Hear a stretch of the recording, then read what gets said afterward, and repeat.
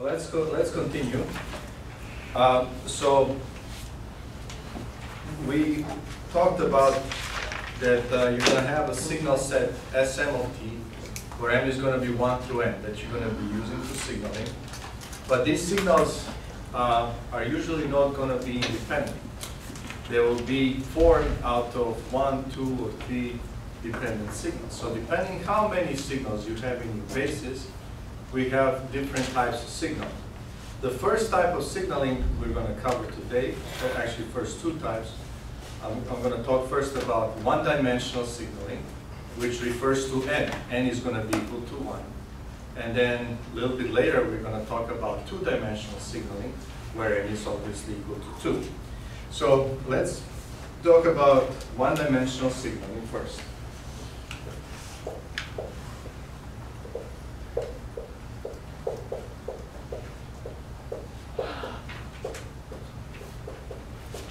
And we're going to look at the type of the one-dimensional signaling, which is called pulse amplitude, and we say capital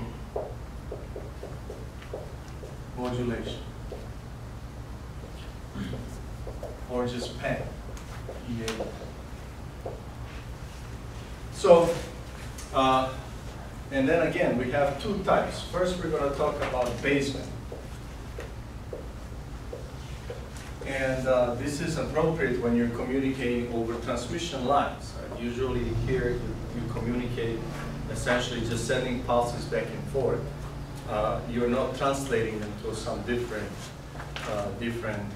carrier frequency because you have direct connection. So there's no real need to go to other frequency and then come back. Just sending everything at the base. So here's how the block diagram would look like. You have your source. Then you have your analog to digital processing.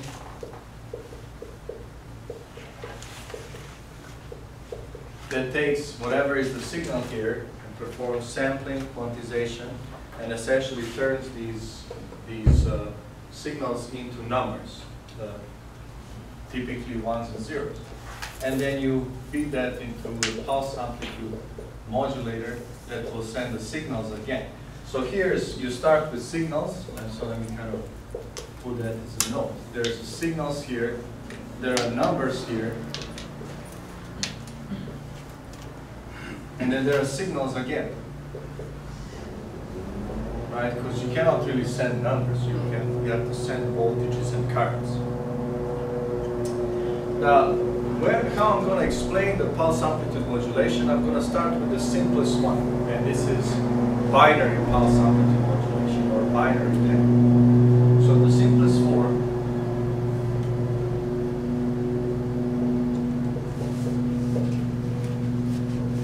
of pulse amplitude modulation is binary pulse amplitude modulation, binary PEN. In this case, let me just put it here. Here, n is equal to 1, because it's one-dimensional signaling. We're going to single basis vector psi of t, single basis vector. And then you're going to have m equal 2. That's why it's called binary. We're going to have two symbols in your signal set. We're going to have Sm of t, where m is going to be equal to 1 or 2. So you're going to have S1 of t and S2 of t.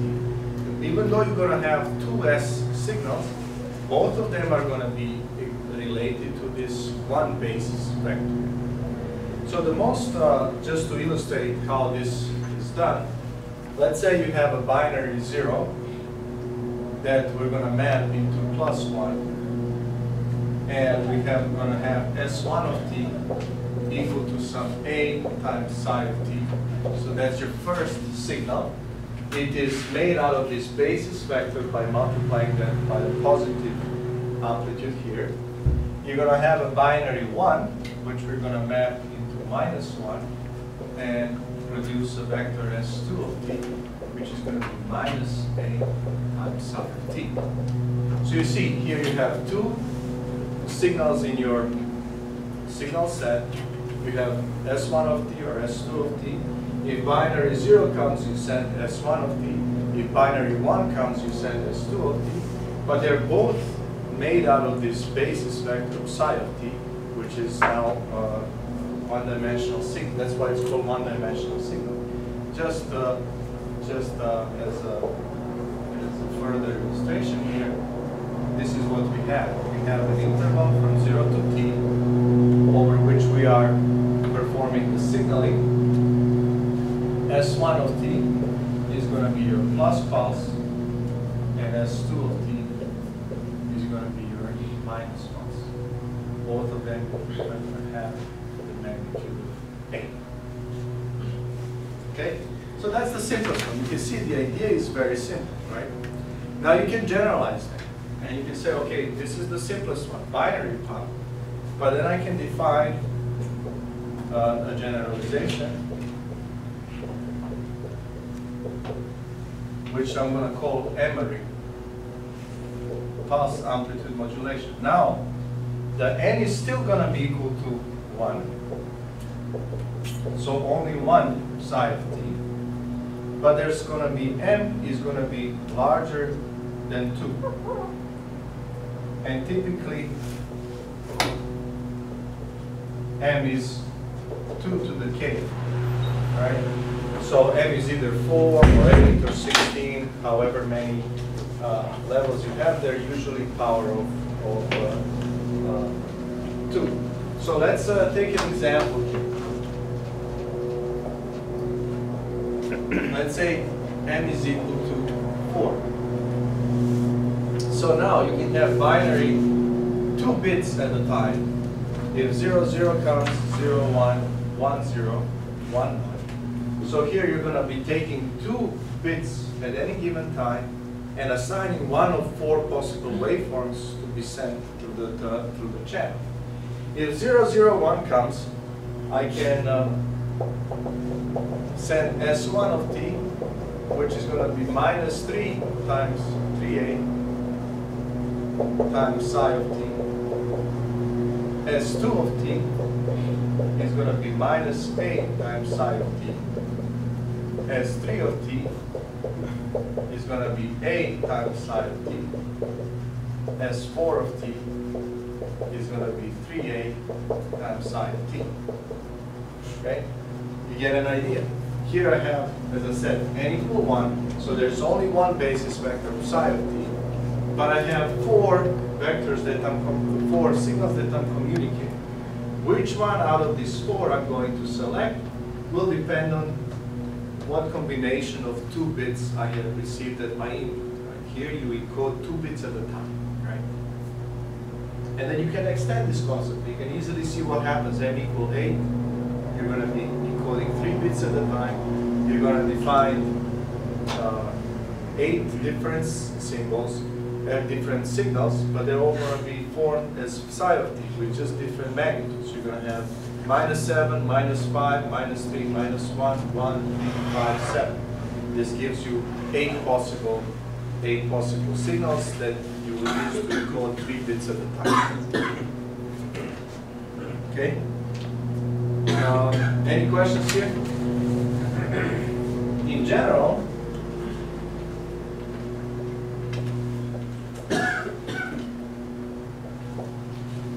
we're going to have Sm of t is going to be some magnitude times psi of t. So we're always going to be, that's why it's called pulse amplitude modulation, because you're actually sending always a pulse, always the same pulse. Where you embed the information is the amplitude of that pulse, how you scale this pulse up and down. And this is going to be really given as some AM times Gt of t, where this is some function of time, some pulse. And you can see that this is AM times square root of energy times 1 over square root of energy times G. Because this is your basis vector. basis vector, and this is your magnitude.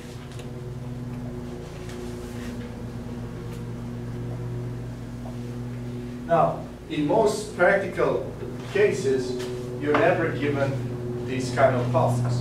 You never signal with square pulses. Why is it that you don't signal with square pulses? You never try to send square pulse. Why is that the case? Can you think about it? What's wrong about square pulse? It's very wide in the frequency domain, right? What's the Fourier transform of the square pulse? It's a sinc function. How far in the frequency domain does the sinc go? Infinity, right? So what we usually do is we define pulses that have rounded edges, right?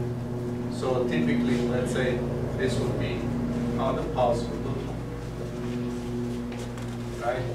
And it's rounded and it's limited in the frequency domain as well, right? So you send this for let's say 0, and inverse of this for 1, and everything is round. Okay, so that's a baseband. What happens at the bandpass?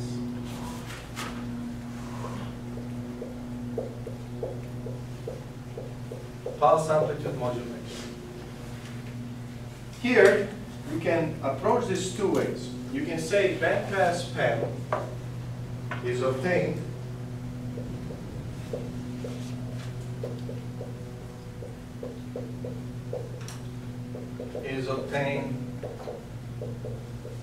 through frequency translation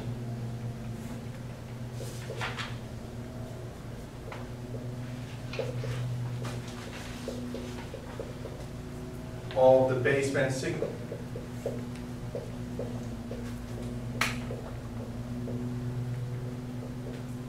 In other words, you're going to take something like this, Sm of t, which is your baseband. You're going to multiply that with a cosine 2 pi fct, and you're going to get your Sm of t times cosine 2 pi fct. The spectrum, if the spectrum of Sm of t is at the baseband, then this is translated and centered around the frequency of the carrier. It's essentially your double sideband AM suppressed carrier, but now your modulating signal is not M of t arbitrary voice, but rather it's a digital signal at the baseband, right? So that's how you create a pulse amplitude modulated passband signal. That's how it is created, but our formal view might be slightly different. So let me write this the same expression, but I'll give it a different spin, different interpretation.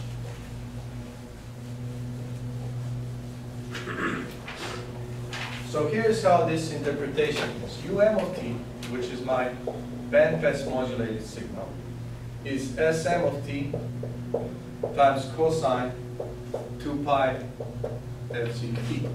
Essentially taking my baseband signal and multiplying the carrier. But I can see this as AM times GT of t, where GT is that this is my GT of t. Right, this time domain rounded pulse that I'm going to be using for signaling.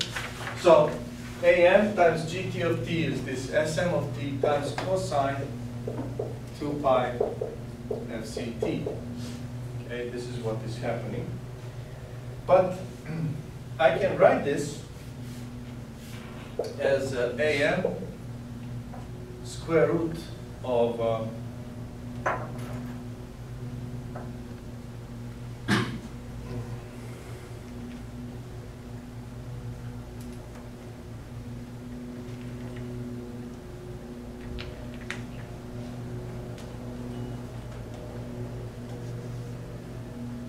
why do I have 2 here? That's what.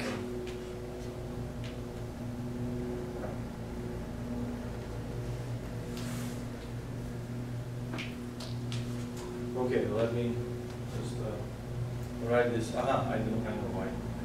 I can say this is 2 times energy at the baseband times 1 over square root of 2 energy at the baseband times cosine 2 pi FCT, where this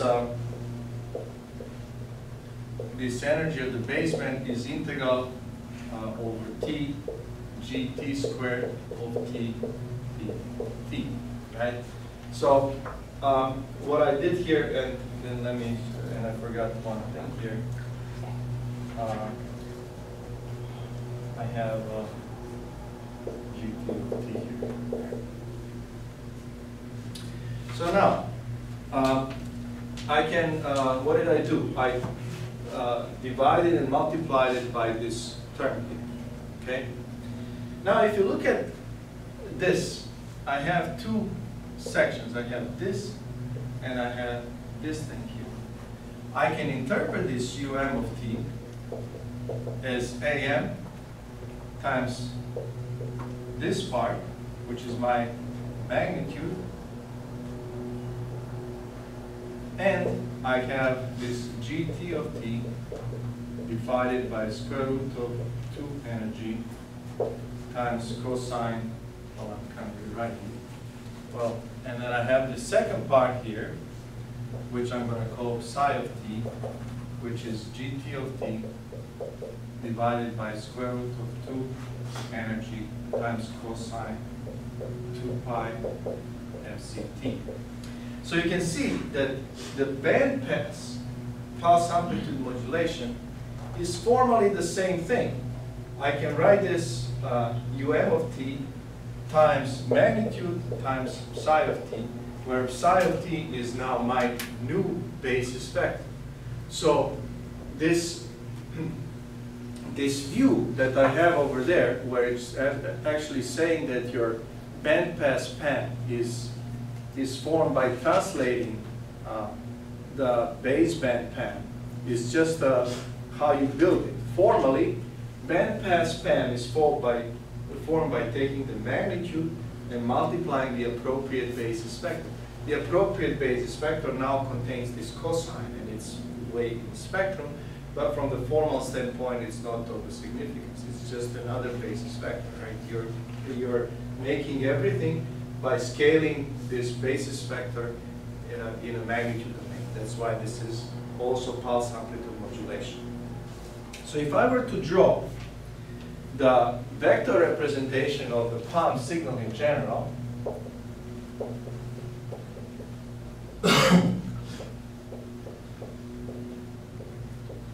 here's my vector space. All of my signals are on a single line, right? Because it's a one-dimensional space. And then here, I'm going to have A1, A2, all the way up to A. This is my phi vector space, okay? So this is how they're mapped. Let's say, example, binary palm. It looks like this, right? On a vector space, if I either send a plus A or minus A, square root of energy, square root of energy, right? So that's what I send in my binary path. In my 4 example that I have over here, I'm sending 0, 1, 3, right? So this is going to be A square root of energy, 3A square root of energy, minus A square root of energy, minus 3A square root of energy. So that's all my points, right? And then if you have 8, there are going to be 8 points and so on, right? So that's the vector. So its vector is a representation here is triple. Everything is on a single axis. Any questions here? Okay. Let me define a very important method, which I'm going to call Euclidean distance between symbols.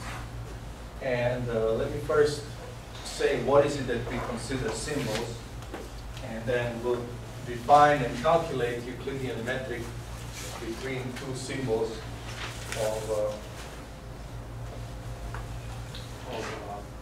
modulation scheme. Go ahead. I'm sorry, I can't read your handwriting. For what here? Here, for ARY, binary, ternary, quaternary, I don't know, quaternary, whatever, emery form. Okay. So it's just it's not a word. It's just more like a symbol, right? Indicating that's a pulse amplitude modulation with 4 levels. So first thing we're going to talk about is defining Euclidean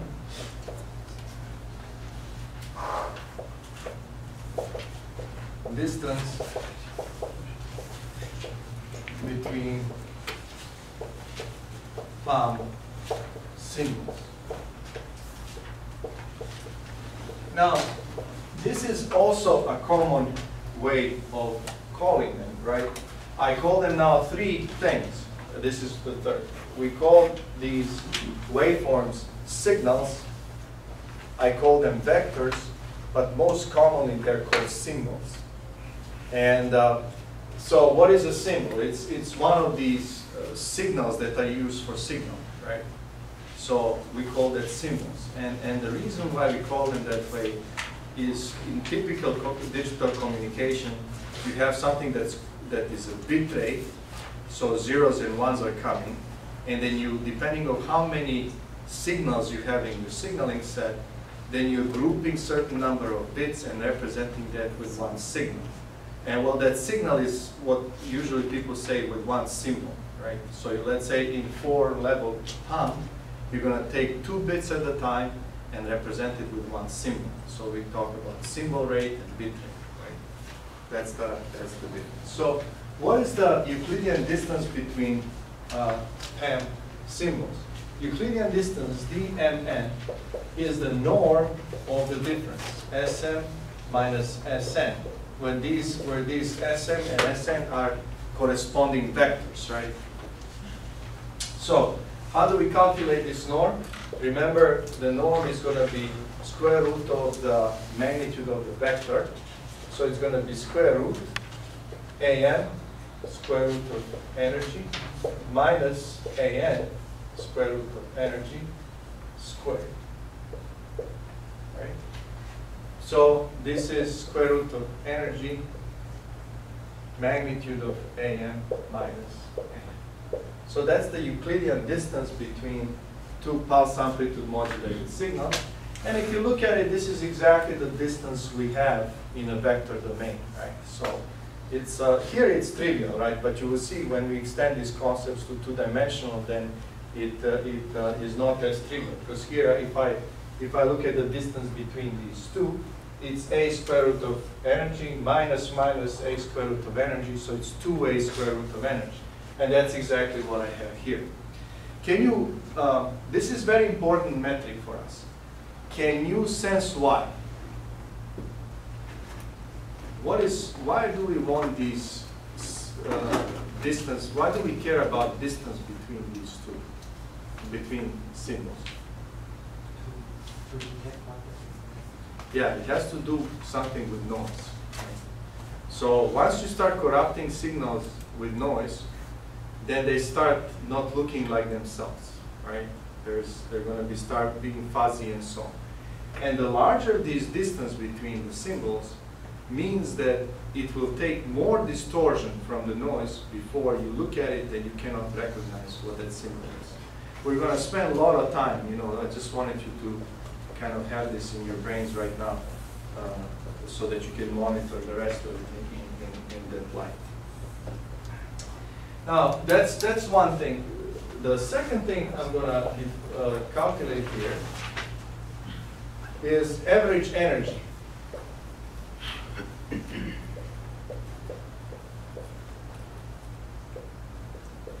Of palm signals. You see from how they're formed that different pulse amplitude modulated signals have different energy. If you look at your Sm of t, it's going to be Am times psi of t. So the magnitude here is going to change the area under the curve of the square of this. All right. So depending what magnitude is, we're going to have different energies. Out of these four symbols here, which one has a bigger energy? This symbol or this symbol? Supposed to be 3, right? Because it's, you know, its area under the curve is large.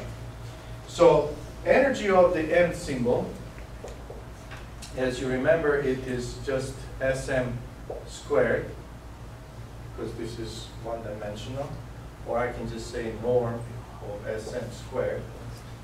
In our case, the signal here has Am. I'm sorry, this is Am square root of energy times psi of t. So it's going to be Am squared times energy of your pulse. So that's the energy of the M pulse amplitude modulated signal. So the average energy is going to be 1 over M sum when M goes from 1 to M energy M, right? This is the average energy because you have M of these symbols.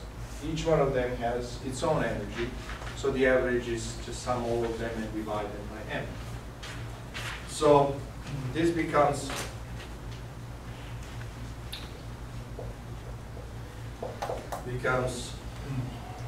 if you substitute, this is 1 over M sum M goes from 1 to capital M average of energy of your pulse times your Am squared.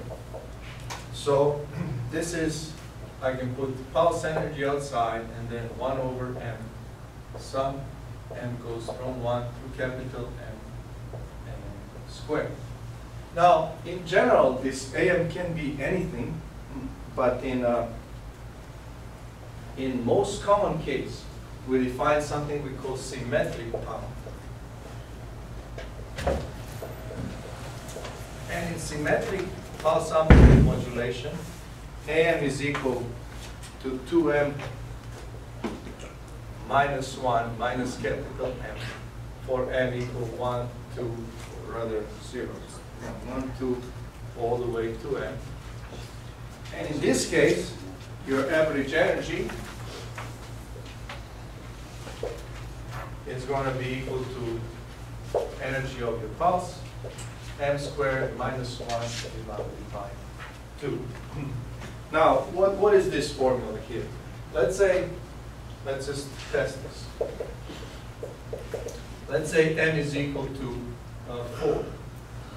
Then, applying this formula, I get what? A1 is equal 2 times 1, 2, minus 1 is 1, minus 4 is 3. So it's minus 3. A2 is going to be equal to what? 2 times 2, 4, minus 1, 3, minus 4 is minus 1. A1 is going to be equal to, A3 is going to be equal to 1, and A4 is going to be equal to 3. So for M equal 4, this gives me the 4 values. And then energy of this one is going to be energy of your pulse times 9. Energy of this one is going to be energy of your pulse times 1. Energy of this one, energy of your pulse times 1. Energy of this one is going to be energy of your pulse times 9. So you can see that each one of them has its own energy. 9 plus 1, 10, and 10, 20. Divide by 2, divide by 4 is going to be 5 times Eg. So average energy is going to be Eg times 5. Why 5? 9 plus 1 plus 1 plus 9 is 20 divided by 4, it's 5 times energy of your pulse. But if I use this formula here, it becomes the energy of your pulse times M is 4. So this becomes 4 squared minus 1 divided by 2. 4 squared is 16. Minus 1 is 15, divided by 2 is 7.5. So this is probably 3. student, I have checked. Does anybody have a book? Can you find this? I think it's 3. I think I was just too quick. Right.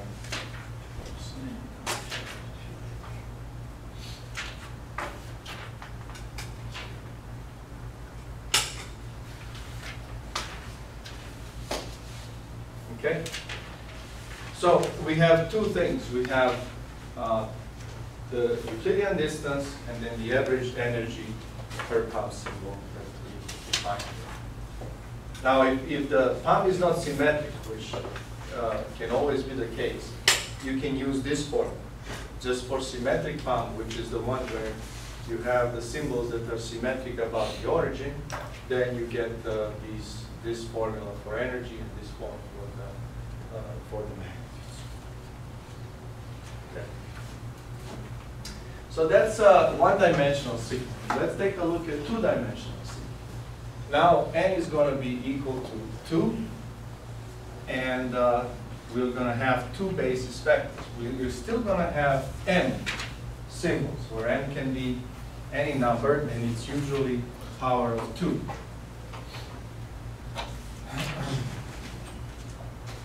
So, two-dimensional signal.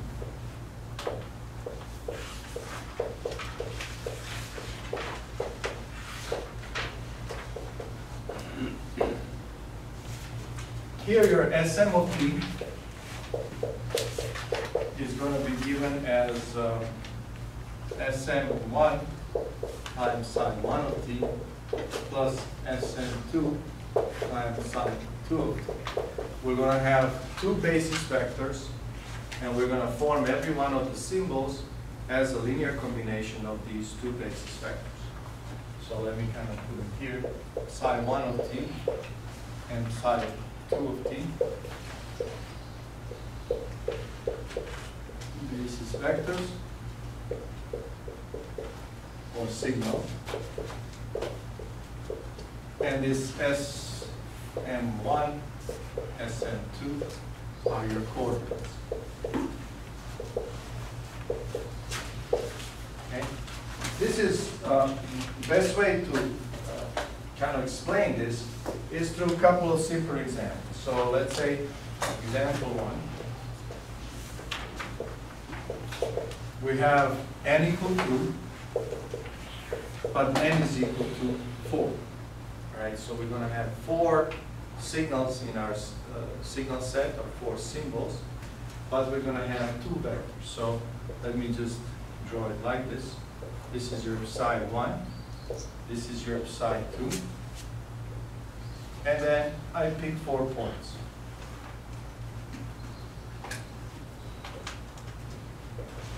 Right? So these are your 4. This is S1. This one I call S2. This one I call S3. And this one I call S4. So what is S1 here? S1 is 1 over square root of 2 times psi 1 plus 1 over square root of 2 times psi 2.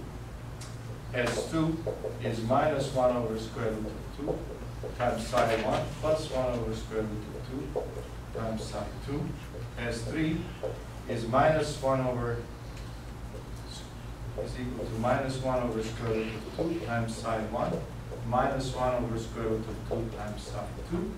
And S4 is equal to 1 over square root of 2 times psi 1 minus 1 over square root of 2 times psi 2. Right? So give me 2 vectors, make sure they're orthogonal, and I can form 4 symbols to use for signaling by introducing this symbol set, which is formed by linear combination of the basis vector.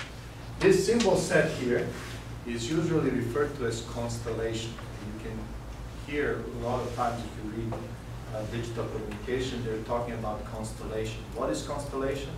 Constellation is the set of S's that you pick for your signal. Right? So how many symbols are in this constellation? 4 symbols. Right? So this is there are 4 symbols here, and what dimension of this signaling is 2. Right? how large can my constellation be? How large the constellation can be? Anything I want, right? All I need to do is keep on picking points, right? And then I can form, usually it's power of 2. So this is constellation of 4. I can have constellation of 8, constellation 16, 32, 64, whatever, right? And we'll talk about different way how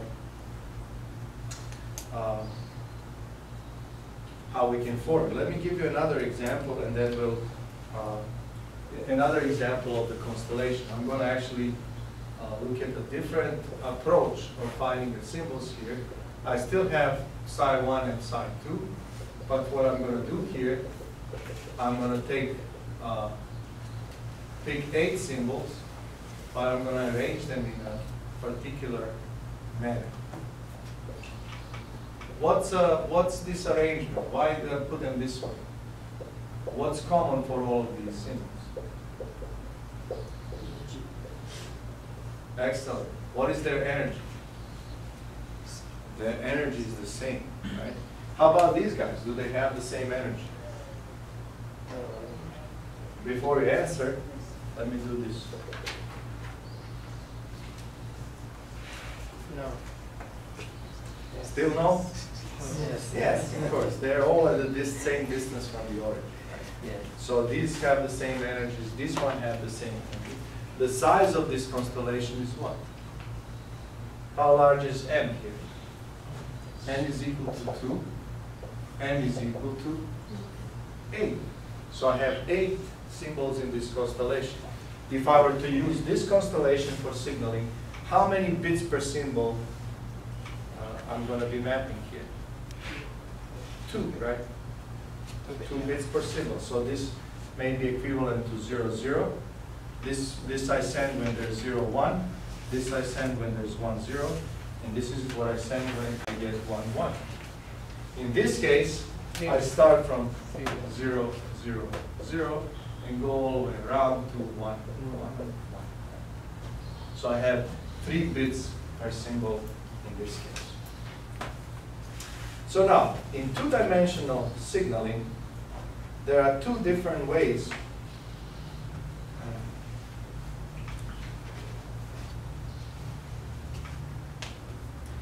So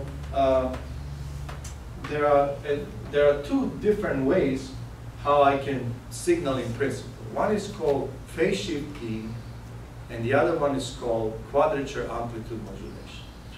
And the difference there is really in the energy of your symbols. In the phase shift keying, I'm going to apply this approach. I'm going to put all of my symbols on the same circuit, forcing them to have the same energy. In amplitude, in QAM, which is quadrature amplitude modulation, I'm going to put them, on some grid throughout this entire space. So let's first, both of them are applied a lot. As a matter of fact, depending on what kind of application you have, you're going to pick one or the other, but they have both distinct advantages and disadvantages. In the environment where it's important that your energy or your power is constant over time, you're going to pick the phase shift key. In the environment where that's not of the greatest importance, you're going to pick quadrature amplitude modulation. So let me first talk about two-dimensional signaling.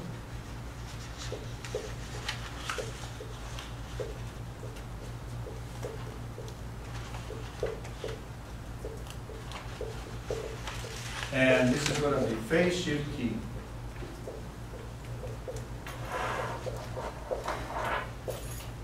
Or PSK. And you're going to find that acronym quite often. PSK, this PSK, you've heard it probably. We're going to assume that in this case our basis vectors,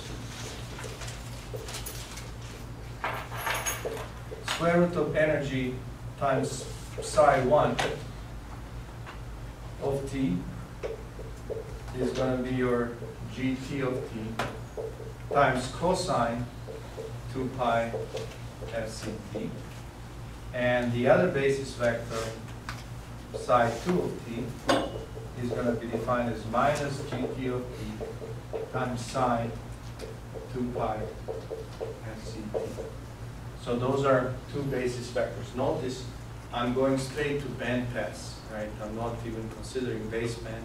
The two-dimensional signaling is rarely, if ever, done at the baseband. At the baseband, you always do one-dimensional, usually pulse amplitude modulation, and in 9 out of 10 times binary pulse amplitude modulation. Now, so I'm using the bandpass here.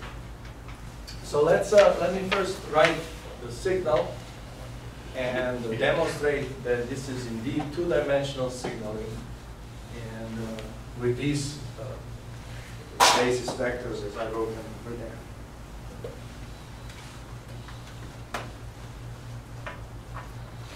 So, general form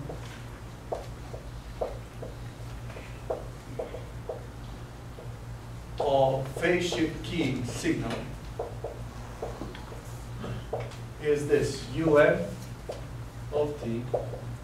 There will be some magnitude, or I just actually write as gt of t times cosine, I can put some magnitude, 2 pi FCT plus 2 pi m over m, where this m is going to be 0, 1, 2, all the way to n minus 1. So let's just stop for a minute and look what do we have here. This is archaic, right? In all our communications, there's always some cosine, right? That we are changing its properties to send information from one end to the other. What property are we changing for this cosine? It's a phase. So this is an angle modulation, but it's not a frequency modulation. It's the phase modulation. And I said way before, when it comes to analog world, phase modulation is not very common. But in digital world, we use phase modulation all the time. Phase modulation is used in phase shift keying, hence the name. You're modulating by introducing a phase shift, right? Now, for different m, so how many m's do I have here? I have capital M of little m's, and they go from 0 to m minus 1. These guys are defining the constellation points on the circle. Now, when I look at this, you don't see that right away that this is a two-dimensional signal, right? It's not a pair.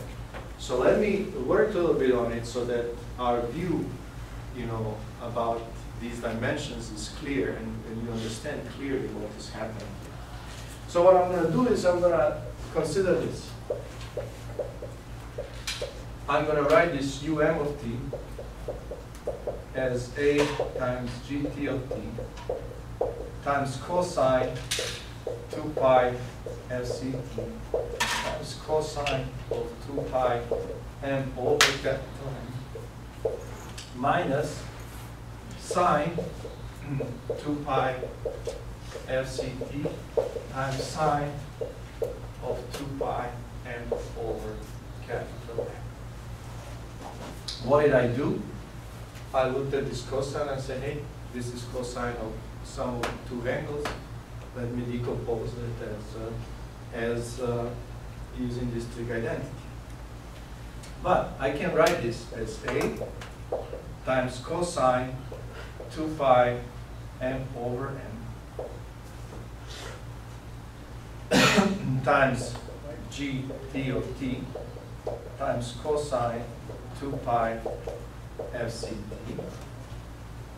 and then plus A times sine 2 pi m over m times minus gt of t times sine of 2 pi fct. Okay? So I realized that this is actually a mixture of two vectors. One is this vector and the other one is this vector, of these two signals. And then I can rewrite this based on this expression here as A times cosine 2 pi m over n times the square root of energy times psi 1, and then plus a times sine 2 pi m over n times square root of energy times psi 2. So you have that every one of these symbols for every given m can be expressed as a mixture of cosine and sine. Okay. And that's our two-dimensional signal. Now, equivalent vector representation.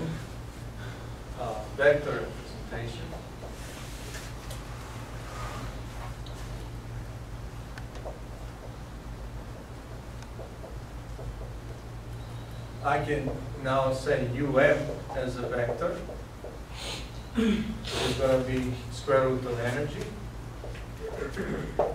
times a cosine 2 pi m over n, and then a sine 2 pi m over n. Okay.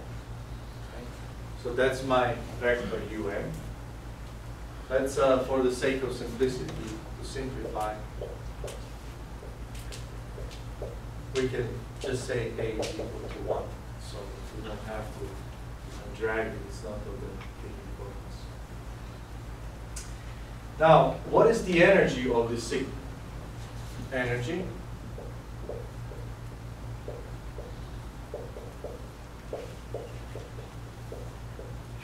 remember, the energy was the same as distance from the origin, and this the square of the distance from the origin. So this is going to be this thing squared plus this thing squared. So it's going to be square root of energy times the cosine squared 2 pi m over n plus sine squared of 2 pi m over n. So what is the value of these two? 1. So it's just the energy of your pulse. So the energy here is the same as the energy of your pulse, which is that gt of t.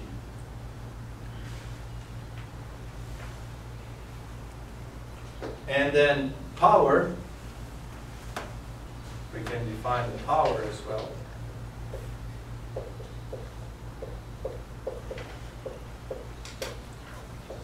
Is going to be average energy over the symbol, right? So the symbol is T, so it's average energy over time.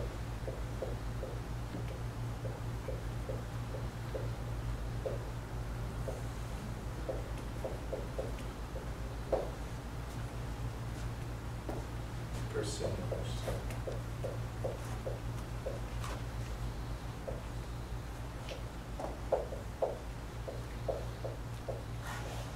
Duration of the signal, time of the signal. Okay, so let's take a look at some examples of the phase shift key, some examples of these signals.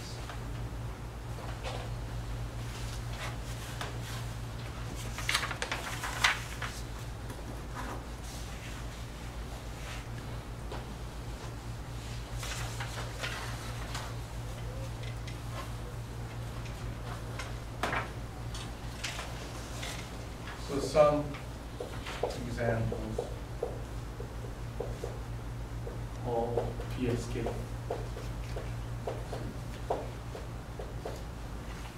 First one, I'm going to look at m equal 4. Of course, n is equal to 2 in all of these cases. And I'm going to have U1 given as follows. 1, 0, square root of energy. U2 given as 0, 1, square root of energy. U3 given as minus 1, 0, square root of energy. And U4 given as 0, minus 1, square root of energy. How does this constellation look like? looks like this. This is your U1. This is your U2. U3. U4. All of these are on the same circle, where the radius of the circle is square root of energy, right? Here, you're going to have 2 bits per symbol, so 0, 0 here, 0, 1 here, 1, 0 here, and 1, 1 here. This kind of modulation is called QPSK, quadrature phase shift keying, right? Why? Because you have 4 quadrature stands for 4. You have 4 symbols in your constellation. They're all on a unit circle of the radius of square root of energy. And you're having here 2 bits per symbol.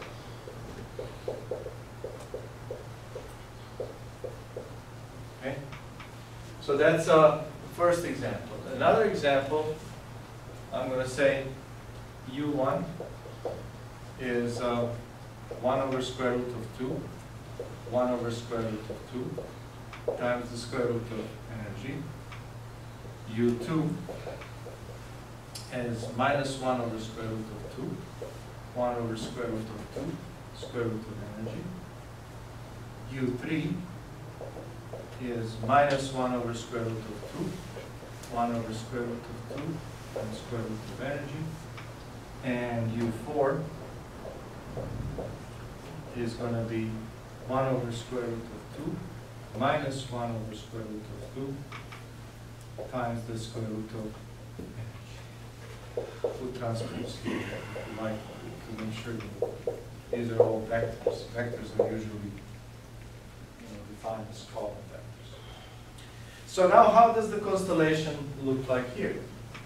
It's very much like this one, except for one significant difference. Everything is still on a unit circle, or actually not unit circle, the circle that has radius of square root of energy.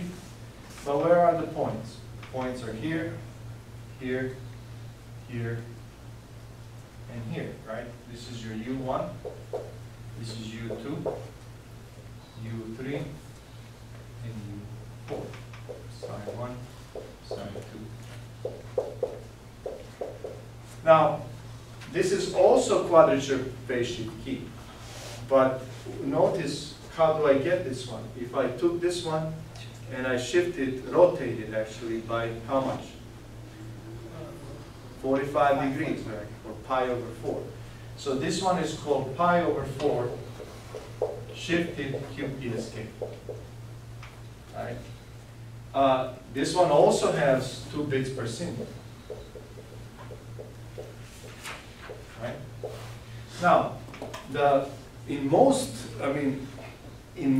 cases where QPSK is used, even if it's not set so, you tend to use pi over 4 shifted QPSK. This advantage of this one is more from the practical implementation standpoint. Every one of these symbols here has both vectors participating, right?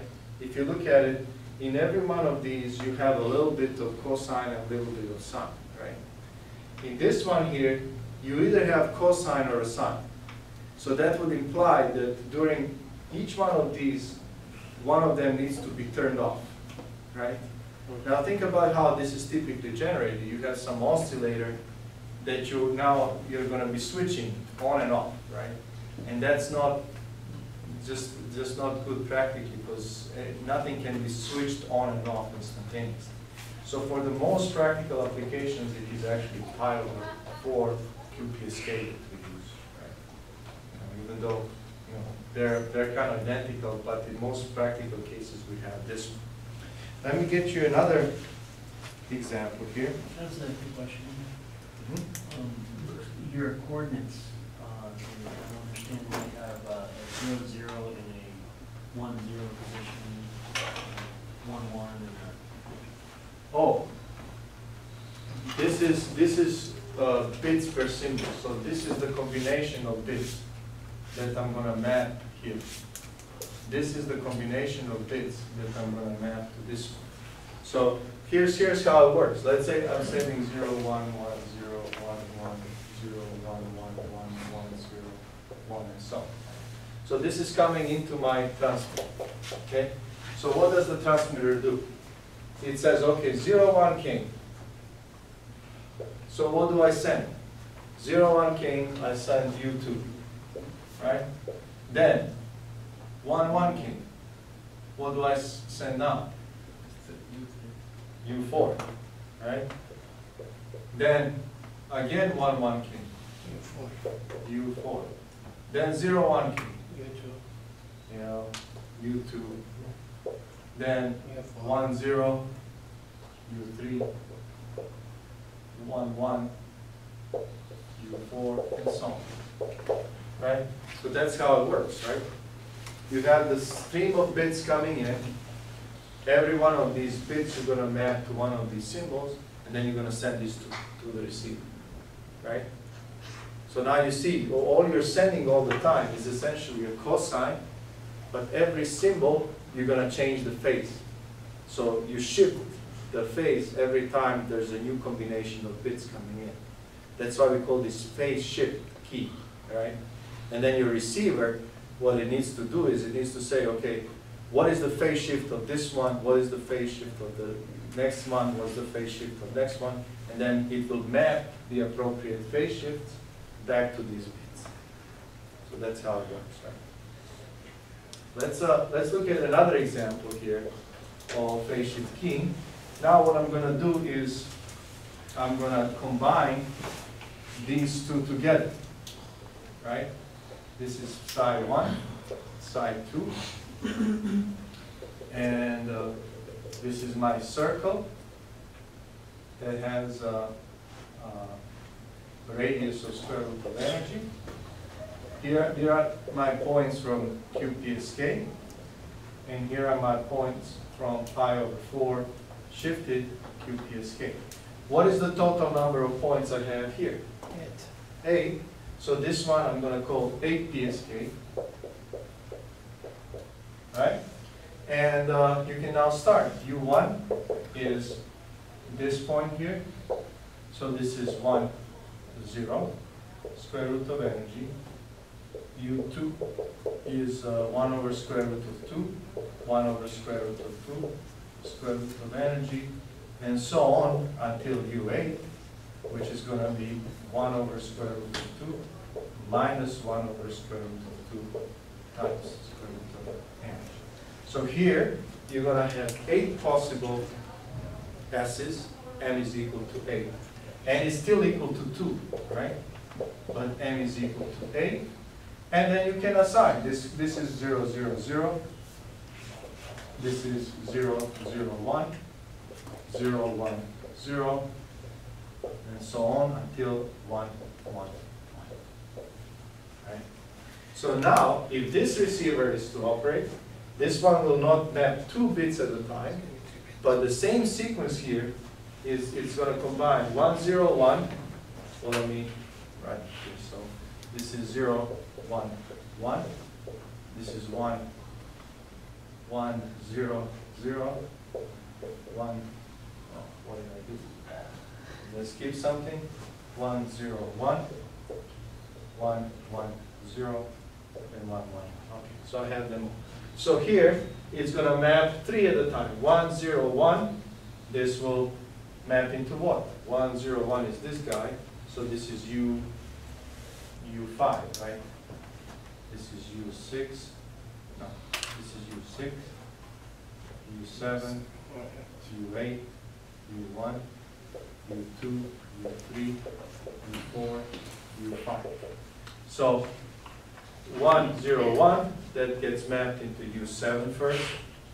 Then the next one is going to be 1, 1, 1, which is U8, and so on. Okay? So that's what you're sending in this case. Okay?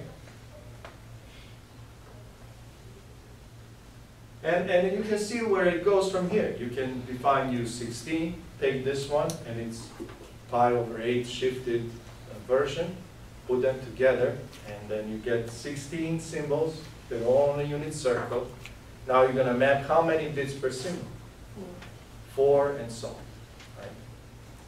So let me give you homework associated with this lecture.